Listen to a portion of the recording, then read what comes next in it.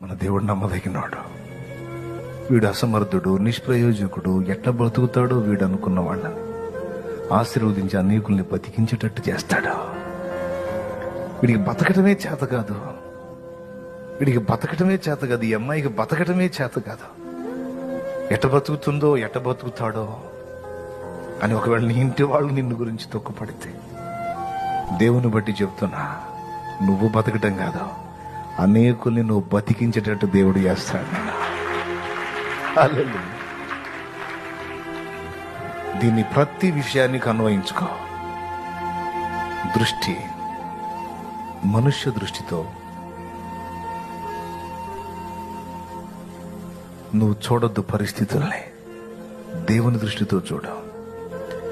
సాతాను ఎంత మోసగాడో తెలుసా? పరిస్థితుల్ని, మామూలుగా ఉన్న వాటిని వికృతంగా చూపిస్తాడు.